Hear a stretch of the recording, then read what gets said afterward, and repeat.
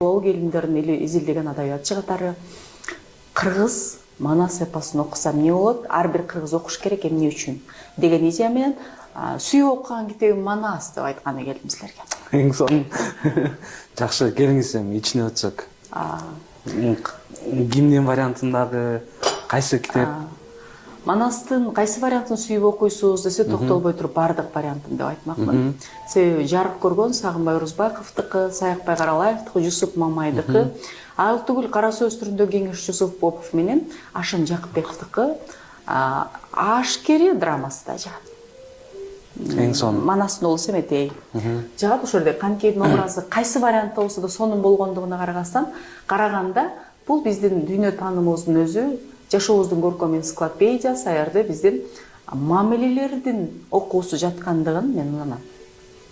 Эң жөнөкөйлүү бүгүн аябай мода болуп аткан аялдык энергия дегенде кыргызча биз аны бир Луиза Хейден же Бодо Шиферден же башка бирөөлөрдөн окуй алсак кыйналышыбыз мүмкүн. Бирок аялдык энергияны Манастан окуганда ушул турбайбы кыргыздагы аялдык энергия дегенде жооп ала аласыңар деп мен бүгүнкү күндө өзүм окуткан академиядагы айымдарга сунуштап жүрөм. Ал аркылуу улуттук нарк, жашоо салтка болгон сүйүү, өзүн таануу, албетте сүйлөө чеберчилиги, анан аялдык энергия койгондоруна мен ынануу менен айткым келет. Келиңиз бөлүшө кетсеңиз, мисалы Каныкей апабыздын образында да. Ооба. Мисалы эң жөнөкөйлүү мен бүгүнкү турмушка түшүндүрүп айтам да, эгерде Каныкейди бүгүнкү күнгө ала турган болсок, ал бир өлкөнүн президентинин кызы. Кайра бир өлкөнүн президентинин жубайы болду. Бир өлкөнүн президентинин апасы чоң энеси болуп атат. Дагы бир өлкөнүн президентинин эжеси болгондугун мен айтпай эле коеюн. Себеби атасынын ордун энеси болуп атпайбы. Ошол айым эмне болот бизде? Мен элдин баары карап турат, мен түздөнүшүм керек, анан мен шундук кийинбесем болбойт, мен моданын, иконанын стили болушум керек. Аябай сонун кымбат кийинбесем элдер көрүп коет, маскаралап коет. Анан мен укмуш болушум керек, анан мен аябай адамдар суктанган жашоодо тагынчак тагынып, же болбосо нерсе болушум керек деген жашоо бар да. Каныкей эмне кылып атат? Каныкей Манаска тийген мезгилде Фарс мамлекети өзүнүн күчтүүлүгү менен түрк мамлекеттерине коопсуздук туудуруп турган, бир маданий очок болгон күчтүү мамлекет эмес беле? Ошонун кызы болуп атпайбы? Жөндөн-жөн алган жок да, нак сөөктүк үчүн, хан тукумундагы жашоону билгендик үчүн. Ал ошол жашоону билген үчүн хандын баласын тарбиялоо жоопкерчилиги менен баласын эне тарбиялап алып атпайбы?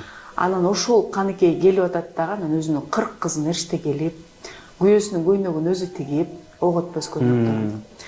Анан үйдө тамактарды өзү даярдап, кайненесине баш ийип, ал эле түгүл, калган өзүнүн эштеп келген 40 кызына баатырдын жанындагы баатырлардын жубайы кандай болуш керек экендигин окутуучу, бизче айтканда коуч катары чыгып атат.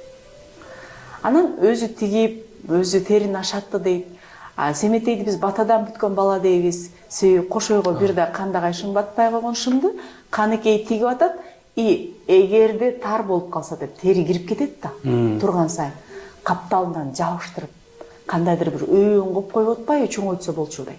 Ошонун баардыгы анын акылдуу, сарамжалдуу айым болуу менен катар хандын никесине татыктуу, хан никесиндеги аял болууга татыктуу экендигин далилдеген детальдар, көркөм детальдар болгон үчүн аны жалпы эл Санира деген атын кое билип, кыргызча Хан Нике деп ат берип атат. Мына аялдык энергия, мына аялдын образы. Кимдир бир ойлошу мүмкүн, ал Фарс кызы деп. Жок, бизге келин, жеңе болуп келип, эне статусуна ээ болгондугу үчүн, кыргызга күйгөн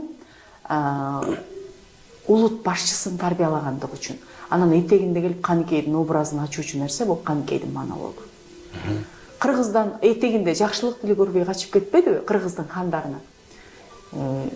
Төшүнбөлө чапты, баатырды сактайм деп кетти, эми бирак өргөнү кармап отурса болмок. Бирок келип, менин атам ким? Менин атам Манас болгонбу десо, кызылды кийип кирдеткен, кызгалдактай бой жеткен, кылыгы казак татына кыяла ойноп тоод өскөн. Айтылуу кыргыздын кыздары сулуу деген сыяктуу. Касташкан калың жоо болсо, кара барчын айланып, жоо жарагын шайланып, уулуп атыр кыргыздын.